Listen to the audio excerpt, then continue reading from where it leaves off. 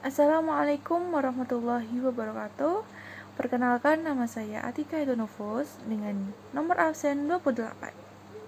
Di sini saya akan menyampaikan tentang macam-macam sujud dan sholat gerhana. Next. Macam-macam sujud, yang pertama ada sujud sahwi.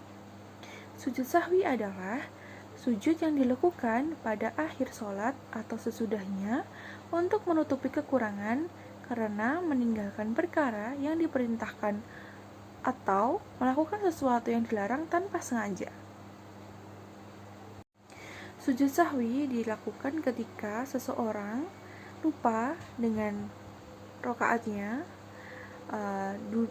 lupa dengan duduk tahiyat awal, kelebihan pada rokaatnya, dan kekurangan pada rokaatnya.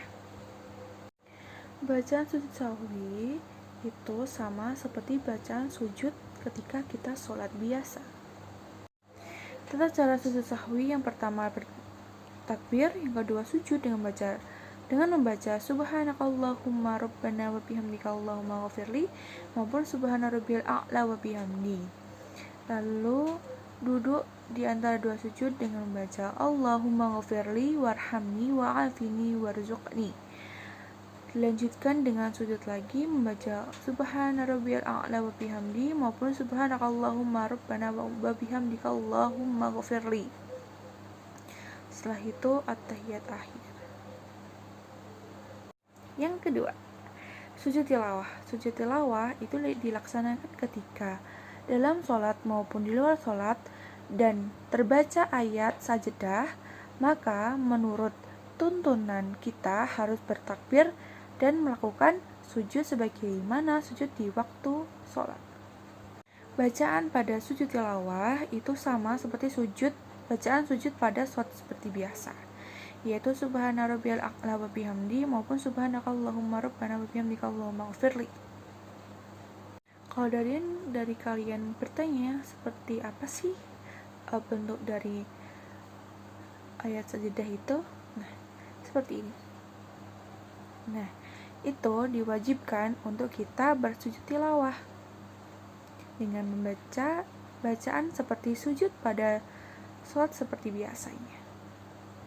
Nah, ayat-ayat sajadah yang terdapat pada Al-Quran itu ada 15 tempat, yaitu pada surat Al-A'raf ayat 206, surat Ar-Ra'd ayat 15, surat An-Nahl ayat 49, surat Al-Isra ayat 107, surat Maryam ayat 58, surat Al-Hajj ayat 18 dan 77, surat Al-Furqan ayat 60, surat An-Naml ayat 25, surat As-Sajdah ayat 15, surat Al-Syad ayat 24, surat Fussilat ayat 34, surat An-Najm ayat 62, surat Al-Insyiqaq ayat 21 dan surat Al-Alaq ayat 19. Tata cara dalam sujud tilawah yang pertama, yaitu sujud tilawah dalam keadaan sedang sholat. Setelah dibacanya ayat sajadah, maka bertakbir tanpa mengangkat tangan untuk kemudian berturun bersujud satu kali. Yang kedua, setelah itu bangun dari posisi sujud untuk berdiri lagi dan melanjutkan sholatnya.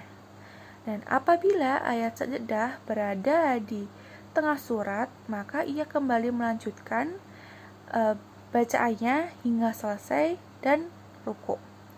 Apabila juga ayat sajadah tadi dibaca berada di akhir surat, maka setelah bangun dari sujud tilawah, ia sejenak berdiri atau lebih disukai membaca sedikit ayat lalu diteruskan dengan ruku dan seterusnya. Yang ketiga, sujud syukur. Sujud syukur ini dilakukan ketika kita mendapat nikmat yang luar biasa, mendapat hadiah dari seorang maupun dari kerabat dekat, terus mendapat sesuatu yang kenikmatan yang tiada tara, itu dengan sujud syukur untuk mengucap rasa syukur kepada Allah Subhanahu wa taala.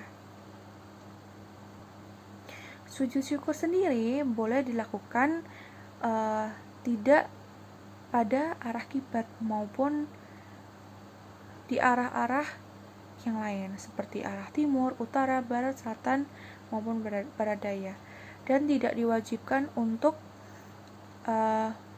bersujud pada arah kiblat. Boleh bersujud pada arah-arah yang lain. Tata cara sujud syukur: yang pertama, niat dilanjutkan dengan takbir. Yang kedua, sujud membaca bacaan sujud syukur.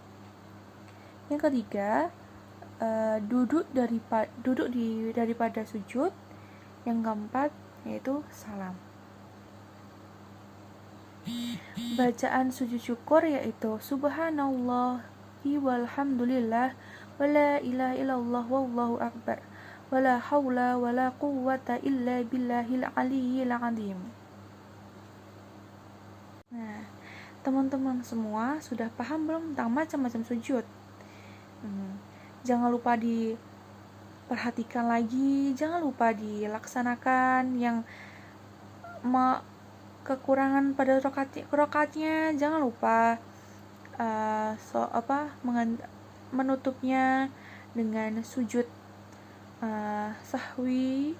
Terus kalau mendapat nikmat yang luar biasa, Masya Allah, jangan lupa untuk bersyukur dengan cara sujud syukur. Nah, kalau ketika kita berjamaah di masjid maupun bersama orang tua, ketika imam membaca ada ayat sajadah, maka jangan lupa untuk sujud tilawah. Begitu. Nah, setelah ini kita masuk ke materi selanjutnya, yaitu tentang sholat gerhana. Di sini teman-teman semua udah pada tahu belum tentang sholat gerhana? Ada berapa hayo sholat gerhana? Oke, tidak usah berlama-lama lagi, kita langsung menuju materi selanjutnya. Cus! Sholat gerhana atau lebih dikenal sebagai sholat kusufain.